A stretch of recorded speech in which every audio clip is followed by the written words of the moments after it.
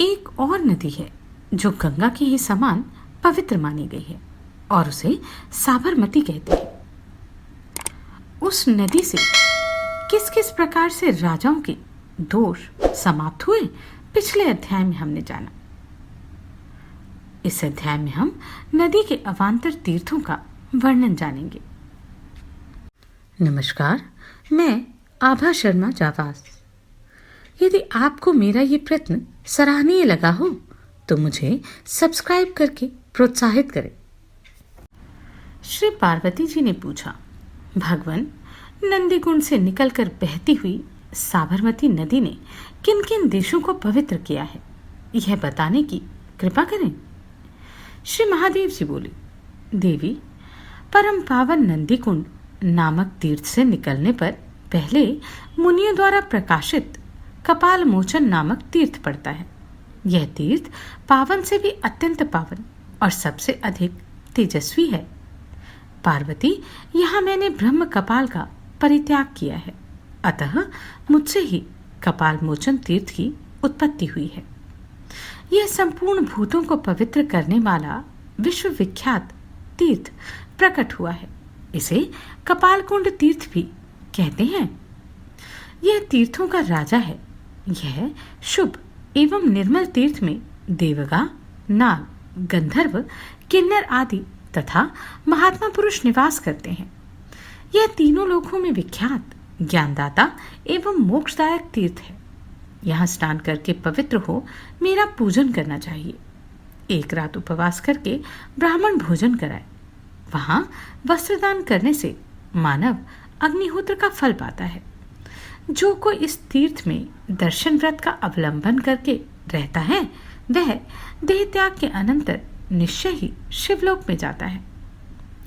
भागीरथ के कुल में सुदास नामक एक महाबली राजा हुए थे। उनके पुत्र का नाम मित्रसह था। राजा मित्रसह सौदास नाम से भी विख्यात थे। सौदास महर्षि वशिष्ठ के शाप से राक्षस हो गए थे।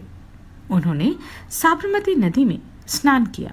इससे वे शापजनित पाप से मुक्त हो गए। यहाँ नंदी तीर्थ में गंगा, यमुना, गोदावरी और सरस्वती आदि पुण्यदायिनी पवित्र नदियां निवास करती हैं। पृथ्वी के समस्त पतित प्राणी साबरमती के जल का स्पर्श करने मात्र से शुद्ध हो जाते हैं। जो मनुष्य वहां भक्तिपूर्वक श्राद्ध करते हैं उनके पितृ तृप्त होकर परम पद को प्राप्त होते हैं। तदनंतर महर्षि कश्यप के उपदेश से साबरमती नदी ब्रह्म ऋषियों द्वारा सेवित विकीर्ण वन में गई। उसका प्रबल वेग से बहता जल पर्वतों से टकराकर 7 भागों में विभक्त हो गया। उन सभी धाराओं से युक्त साबरमती नदी दक्षिण समुद्र में मिली। पहली धारा परम पवित्र साबरमती नाम से ही विख्यात हुई। दूसरी का नाम श्वेता है, तीसरी बकुला या वलकला, चौथी हिरण्मयी, पांचवी धारा का नाम हस्तिमती है जो सब पापों का नाश करने वाली बताई गई है। छठी धारा वेत्रवती के नाम से विख्यात है जिसे पूर्व काल में वृत्रासुर ने उत्पन्न किया था। यह श्रेष्ठ देवी वृत्रकूप से निकली थी, इसलिए इसका नाम वेत्रवती हुआ। यह बड़े बड़े पापों का नाश करने वाली है। 7वीं धारा का नाम भद्रमुखी तथा सुभद्रा है। यह संपूर्ण जगत को पवित्र करने वाली है। इन 7 धाराओं से भिन्न भिन्न देशों को पवित्र करती हुई एक ही साबरमती नदी सप्त स्रोता के रूप में प्रतिष्ठित हुई। जो विकीर्ण तीर्थ में पितरों के उद्देश्य से श्राद्ध एवं दान करते हैं उसे गया में पिंडदान करने का फल प्राप्त होता है। जो धर्मभ्रष्ट होने के कारण सद्गति से वंचित हैं, जिनकी पिंड और जलदान क्रिया लुप्त हो गई है, वे ही विकीर्ण तीर्थ में पिंडदान और जलदान करने पर भी मुक्त हो जाते हैं। अतः वेदत्रयी की विधि के अनुसार यहाँ श्रद्धापूर्वक श्राद्ध अनुष्ठान करना चाहिए।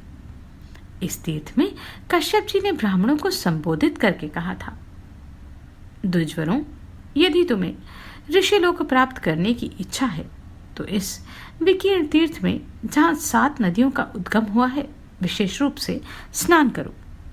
यदि यहाँ स्नान किया जाए तो सब दुखों का नाश हो जाता है। यह विकीर्ण तीर्थ सब तीर्थों में श्रेष्ठ तथा क्षेत्रों में परम उत्तम है। यह शुभगति प्रदान करने वाला तथा रोग और दोष का निवारण करने वाला है। विकीर्ण तीर्थ के बाद श्वेतोद्भव नामक उत्तम तीर्थ है, जहाँ सब पापों का नाश करने वाली त्रिलोक विख्याता श्वेता नदी प्रवाहित होती है। वह नदी मेरे अंगों में लगे हुए भस्म संयोग से प्रकट हुई थी, इसलिए देवताओं द्वारा सम्मानित हुई। उसमें स्नान करके पवित्र और जीतेंद्रिय भाव से वहां 3 रात निवास करने वाला पुरुष महाकालेश्वर का दर्शन करने से रुद्रलोक में प्रतिष्ठित होता है। जो श्वेता के तट पर कुश और तिलों के साथ पितरों का पिंडदान करता है, उसके पितृ पूर्ण तृप्त हो जाते हैं। श्वेत गंगा परम पुण्यमयी और दुख एवं दरिद्रता को दूर करने वाली है। पार्वती, मैं उसके पवित्र संगम में नित्य निवास करता हूँ। उसमें जो स्नान और दान करते हैं, उन्हें उसका अक्षय फल प्राप्त होता है। जो नरश्रेष्ठ वहां धूप, फूल, माला और आरती निवेदन करते हैं, वे पुण्यात्मा जो बिल्व पत्र लेकर श्वेता के किनारे शिव के ऊपर चढ़ाता है, वह मनोवांछित फल प्राप्त करता है। यहाँ से तीर्थ यात्री गण तीर्थ को जाए। यह तीर्थ चंदना नदी के तट पर है। शिवगणों ने उसका नाम त्रिविष्टुप रखा है। पूर्णिमा को एकाग्रित हो त्रिविष्टुप तीर्थ में स्नान करके मनुष्य ब्रह्महत्या जैसे पाप से मुक्त हो जाता है। जो वर्षा के 4 माह में वहां निवास करता है, वह महान सौभाग्यशाली एवं पवित्र होकर रुद्रलोक में प्रतिष्ठित होता है। कृष्ण पक्ष की अष्टमी को गणतीर्थ में स्नान करके जो उपवास करता है तथा बकुला संगम में गोता लगाता है, वह मानव स्वर्गलोक में जाता है। उस तीर्थ में स्नान करके बकुलेश्वर का दर्शन करने से मनुष्य गणेश जी के प्रसाद से गणपति पद को प्राप्त होता है। वहां परम पराक्रमी चंद्रवंशी राजा विश्वदत्त ने दीर्घकाल तक बड़ी भारी तपस्या की थी। राजा विश्वदत्त दीर्घकाल तक श्री गणेश जी के प्रसाद से गणपति पद को प्राप्त हुए।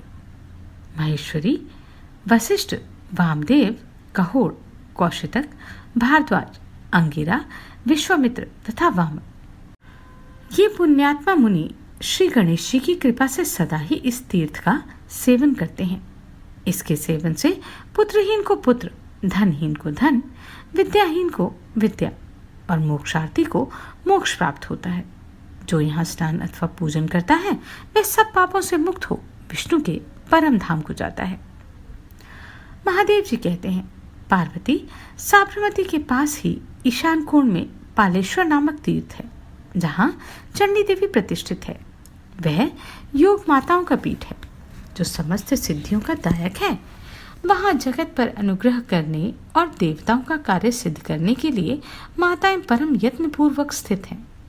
उस तीर्थ में दृढ़ता पूर्वक व्रत का पालन करते हुए 3 रात निवास करके मनुष्य चंडीपति भगवान शंकर के समीप जा उनका दर्शन करे।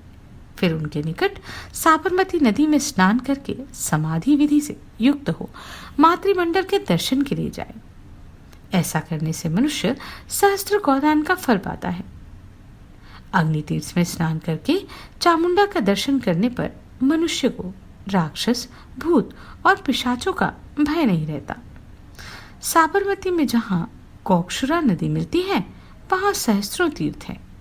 वहाँ तिल के चूर्ण से श्राद्ध करना चाहिए। इस तीर्थ में पिंडदान करके ब्राह्मण को भोजन कराने से अक्षय पद की प्राप्ति होती है। पूर्व काल में कुकरदम नामक एक पापिष्ट एवं दुर्धर्ष राजा रहता था, जो बड़ा ही खल, मूढ़, अहंकारी और ब्राह्मणों का निंदक था। गौहत्यारा, बालघाती और सदा उन्मत्त रहने वाला। पिंडार नामक नगर में वह राज्य करता था। एक समय अधर्म के ही योग में उसकी मृत्यु हो गई। मरने पर वह प्रेत हुआ। उसे हवा पीने का नहीं मिलती थी, अतः वह अनेक प्रेतों के साथ करुण स्वर में रोता और हाहाकार मचाता हुआ इधर उधर भटकता रहता था। एक समय देवयोग से वह अपने गुरु के आश्रम पर जा पहुंचा।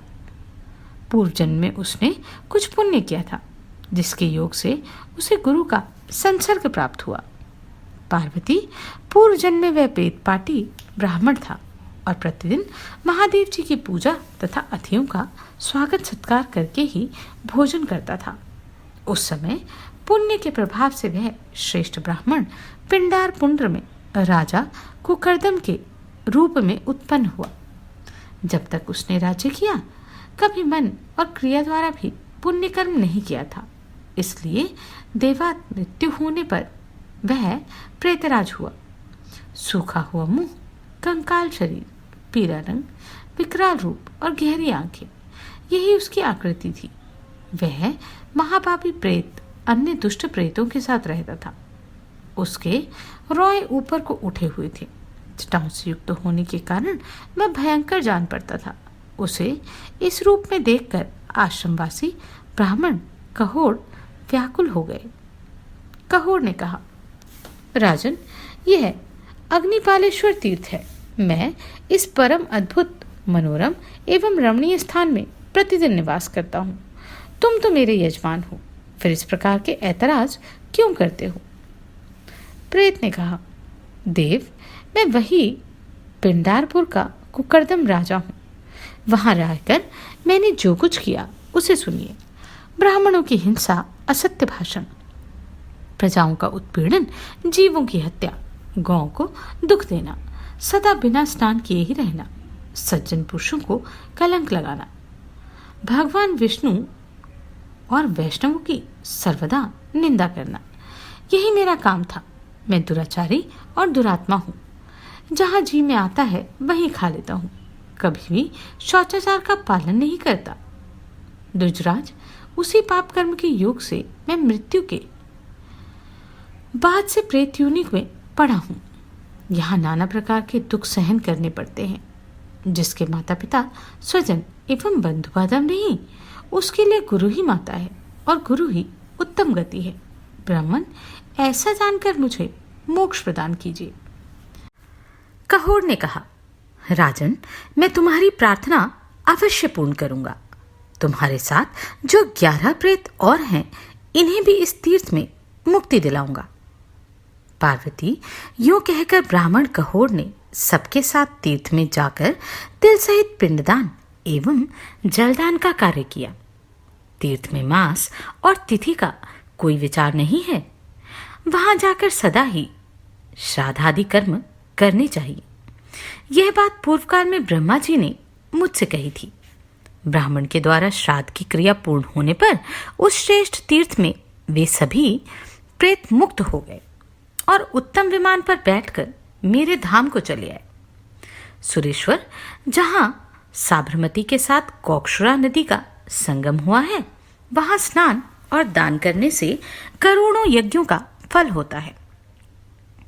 कपालेश्वर क्षेत्र में जहां अग्नि तीर्थ है, वहां साबरमती नदी मुक्ति देने वाली बताई गई है। देवी, अब मैं दूसरे तीर्थ हिरण्या संगम का वर्णन करता हूं। यह महान तीर्थ है।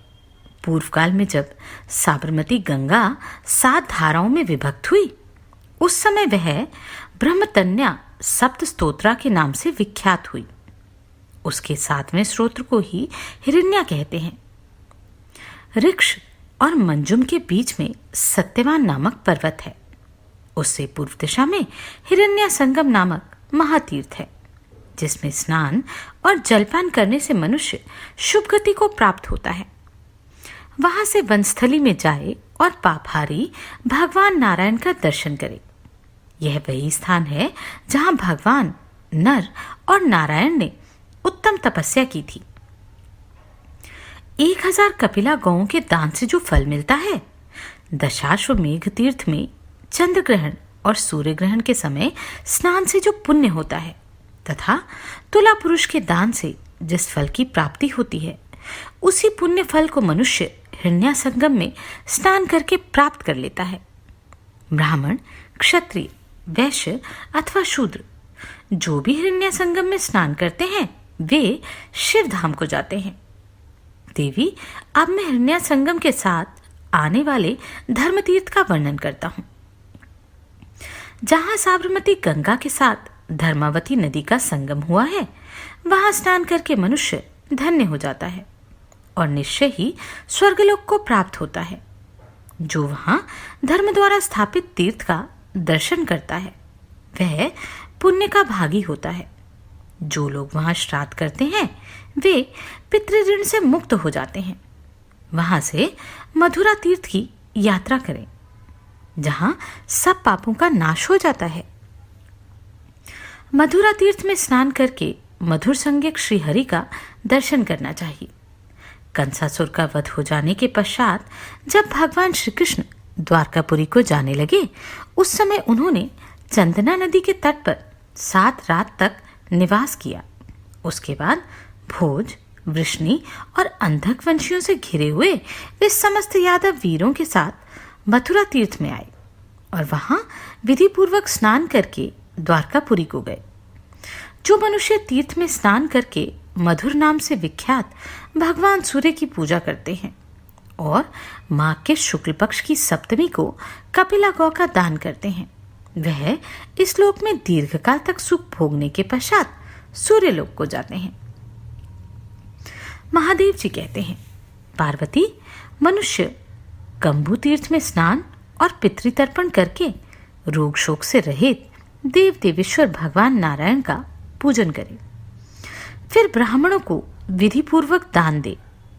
ऐसा करने पर वह उस तीर्थ के प्रभाव से श्री विष्णु धाम को प्राप्त होता है।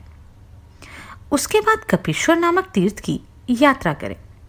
वह रक्त सिंह के समीप है और महापातकों का नाश करने वाला है।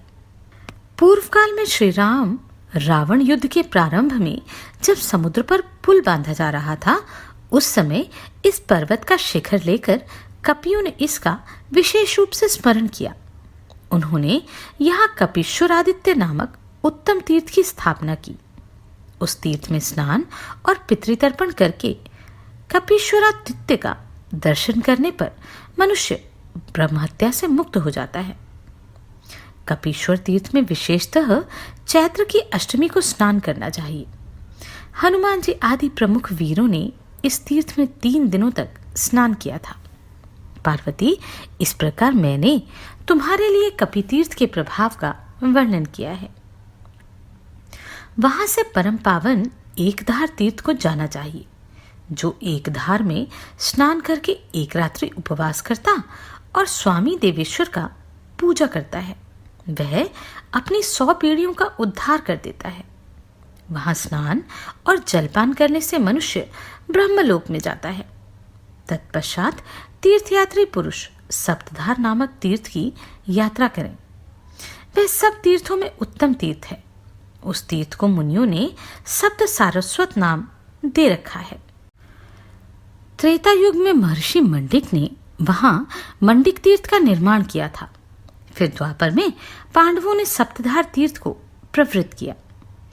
भगवान शंकर की जटा से निकला हुआ गंगा जल यहाँ 7 धाराओं के रूप में प्रकट हुआ, इसलिए यह सप्तधार तीर्थ कहलाने लगा। 7 लोकों में जो गंगा जी के 7 रूप सुने जाते हैं, वे सभी इस सप्तधार नामक तीर्थ में अपने पवित्र जल को प्रवाहित करते हैं। सप्तधार तीर्थ में किया हुआ श्राद्ध पितरों को तृप्ति प्रदान करने वाला होता है। देवेश्वर वहां से ब्रह्मवल्ली नामक महान तीर्थ की यात्रा करें। उस तीर्थ के स्वरूप का वर्णन सुनो। जहां साबरमती नदी का जल ब्रह्मवल्ली के जल से मिला है, वह स्थान ब्रह्म तीर्थ कहलाता है।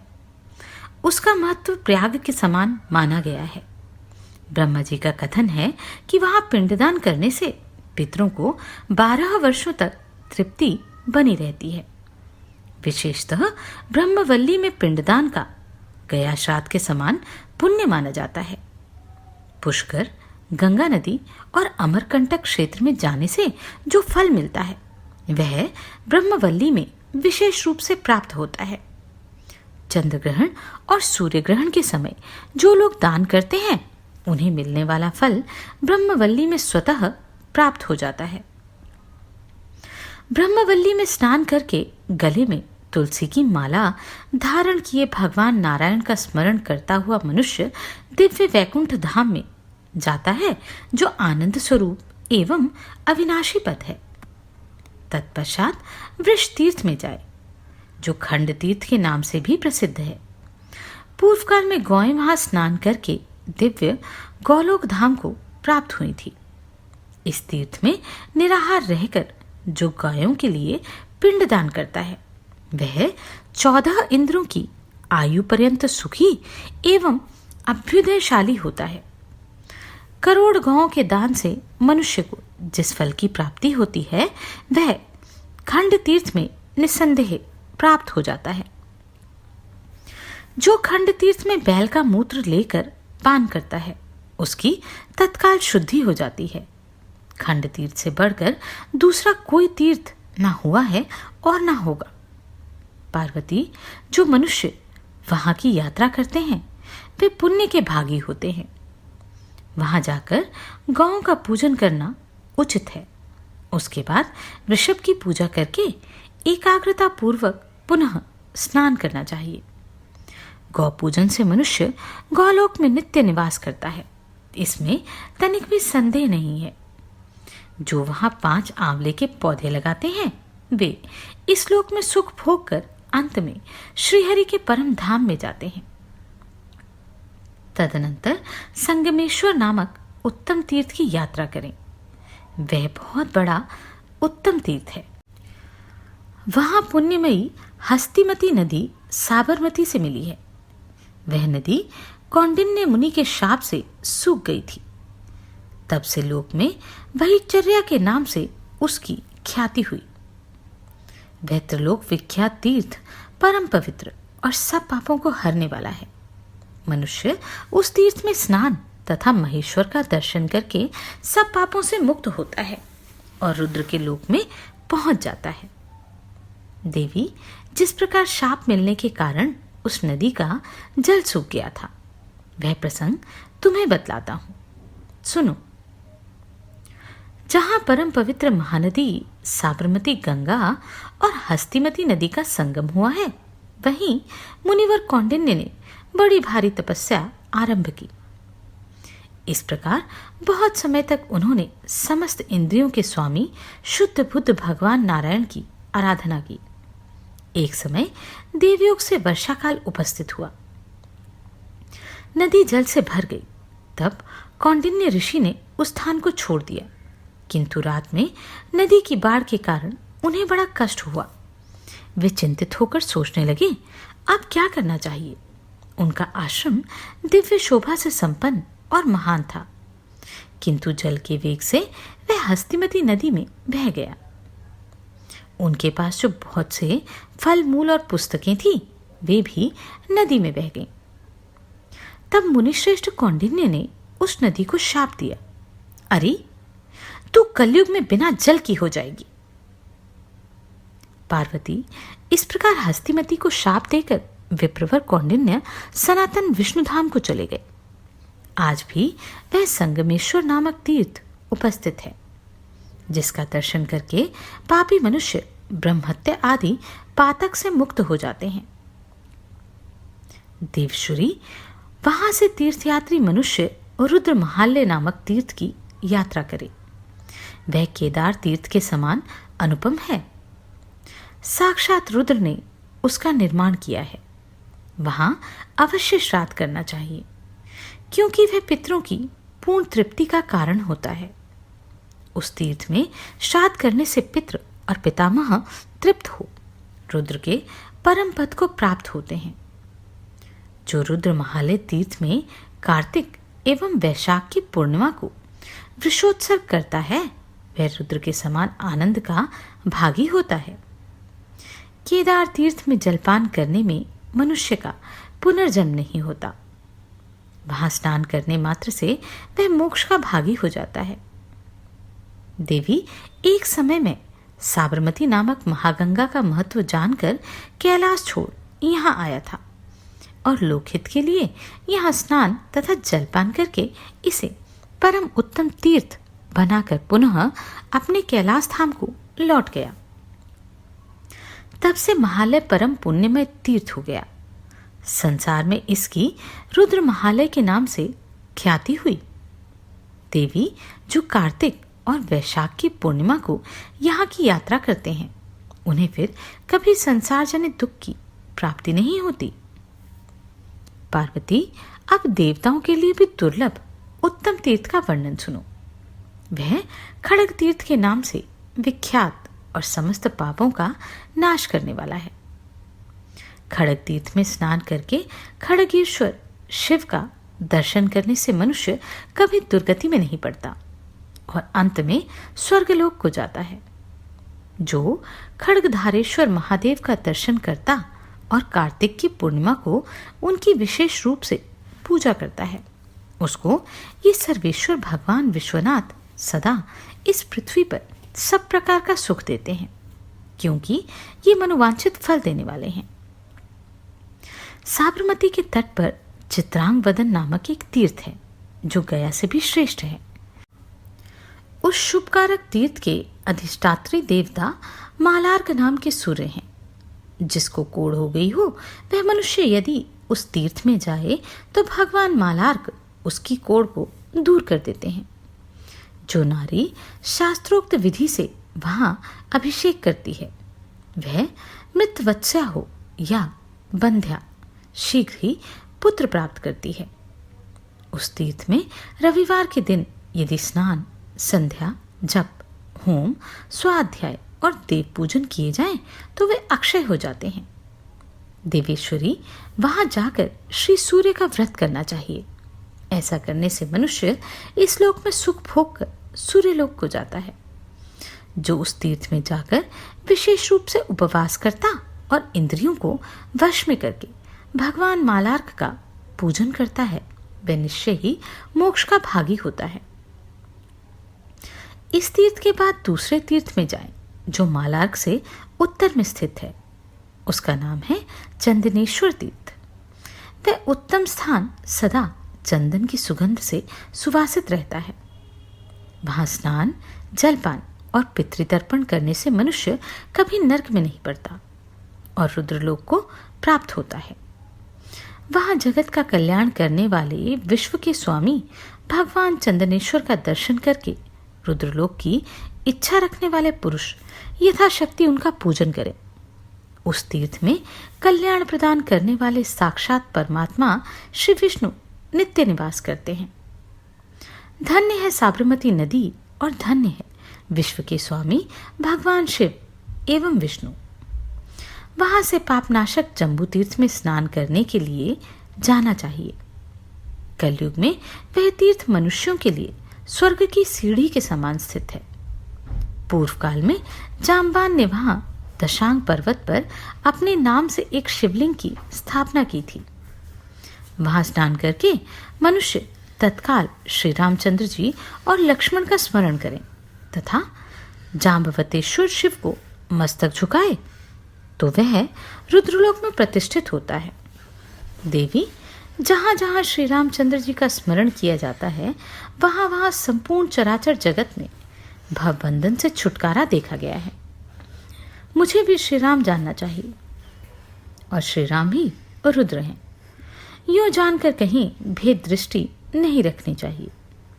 जो मन ही मन राम राम राम इस प्रकार जप किया करता है, उनके समस्त मनोरथों को पूर्ण होने में समय नहीं लगता। प्रत्येक युग में उन्हें सिद्धि प्राप्त होती है। देवी, मैं सदा श्री रामचंद्र जी का स्मरण किया करता हूँ। श्री रामचंद्र जी का नाम श्रवण करने से कभी भवबंधन की प्राप्ति नहीं होती। पार्वती, मैं काशी में रहकर प्रतिदिन भक्तिपूर्वक कमल नयन श्री रघुनाथ जी का निरंतर स्मरण किया करता हूँ। जाम्बान ने पूर्व काल में परम सुंदर श्री रामचंद्र जी का स्मरण करके जम्बू तीर्थ में जाम्बत नाम से प्रसिद्ध शिवलिंग को स्थापित किया था। वहां स्नान, देव पूजन तथा भोजन करके मनुष्य शिवलोक को प्राप्त होता है और वहां 14 इंद्रों की आयु पर्यंत निवास करता है। वहां से इंद्रग्राम नामक उत्तम तीर्थ में जाना चाहिए। जहां पूर्वकाल में स्नान करके इंद्र घोर पाप से मुक्त हुए थे। श्री पार्वती जी ने पूछा, भगवान, इंद्र को किस कर्म से घोर पाप लगा था और किस प्रकार वे पाप रहित हुए? इस प्रसंग को विस्तार के साथ सुनाइए। श्री महादेव जी बोले, देवी, पूर्व काल में देवराज इंद्र और असुरों के स्वामी नमूची ने परस्पर यह प्रतिज्ञा की कि हम दोनों एक दूसरे का बिना किसी शस्त्र की सहायता लिए वध करें। परंतु इंद्र ने आकाशवाणी के कथनानुसार जल का फेन लेकर उसी से नमूची को मार डाला। तब इंद्र को ब्रह्म हत्या लगी। उन्होंने गुरु के पास जाकर अपने पाप की शांति का उपाय पूछा। फिर बृहस्पति जी के आज्ञानुसार वे साबरमती नदी के उत्तर तट पर गए और वहां उन्होंने स्नान किया। इससे उनका सारा पाप तत्काल दूर हो गया। शरीर में पूर्ण चंद्रमा के समान उज्जवल कांति छा गई। तब इंद्र ने वहां धवलेश्वर नामक शिव की स्थापना की। वह शिवलिंग इस पृथ्वी पर इंद्र के ही नाम से प्रसिद्ध हुआ। वहां पूर्णिमा, अमावस्या, संक्रांति और ग्रहण के दिन श्राद्ध करने पर पितरों को 12 वर्षों तक तृप्ति बनी रहती है। जो धवलेश्वर के पास जाकर ब्राह्मण भोजन कराता है, उसके एक ब्राह्मण को भोजन कराने पर सहस्त्र ब्राह्मणों को भोजन कराने का फल होता है। वहां अपनी शक्ति के अनुसार सुवर्ण, भूमि और वस्त्र का दान करना चाहिए। ब्राह्मण को श्वेत रंग की दूध देने वाली गाय दान करनी चाहिए, जो बछड़े के सहित हो। जो ब्राह्मण यहां आकर रुद्र मंत्र का जप आदि करता है, उसका शुभ कर्म वहां भगवान शंकर जी के प्रसाद से कोटि गुना फल देने वाला हो जाता है। जो मनुष्य उस तीर्थ में आकर उपवास आदि करता है, वह अपनी संपूर्ण कामनाओं को निसंदेह प्राप्त कर लेता है। जो बिल्व पत्र लाकर भगवान धवलेश्वर की पूजा करता है, वह मानव इस पृथ्वी पर धर्म, अर्थ और काम तीनों प्राप्त करता है। विशेषतः सोमवार को जो श्रेष्ठ मनुष्य वहां की यात्रा करते हैं, उनके रोग दोष को भगवान धवलेश्वर शांत कर देते हैं। जो सदा रविवार को उनका विशेष रूप से पूजन करता है, उसकी महिमा का ज्ञान मुझे कभी नहीं हुआ। जो द्रुवादल, मदार के फूल, कहलार पुष्प तथा कोमल पत्तियों से श्री धवलेश्वर का पूजन करते हैं, वे मनुष्य पुण्य के भागी होते हैं। श्वेत मदार का फूल लाकर उसके द्वारा धवलेश्वर की पूजा करके उन्हीं के प्रसाद से मनुष्य सदा मनोवांछित फल पाता है। सतयुग में भगवान नीलकंठ के नाम से प्रसिद्ध होकर सबका कल्याण करते थे। फिर त्रेता युग में वे भगवान हर के नाम से विख्यात हुए। द्वापर में उनकी सर्व संज्ञा होती है और कलयुग में वे धवलेश्वर नाम से प्रसिद्ध होते हैं। जो श्रेष्ठ मानव वहां स्नान और दान करते हैं, वे धर्म, अर्थ और काम का उपभोग करके शिवधाम को जाते हैं। चंद्र ग्रहण, सूर्य ग्रहण तथा पिता की वार्षिक तिथि को श्राद्ध करने से जो फल मिलता है, उसे धवलेश्वर तीर्थ में मनुष्य अनायास ही प्राप्त कर लेता है। देवी, धवलेश्वर में काल से प्रेरित होकर सदा ही जो प्राणी मृत्यु को प्राप्त होते हैं, वे जब तक सूर्य और चंद्रमा हैं, तब तक शिवधाम में निवास करते हैं। अगले अध्याय में हम साबरमती के तट की बालार्क, दुर्धेश्वर तथा खड़गदार आदि तीर्थों की महिमा का वर्णन जानेंगे।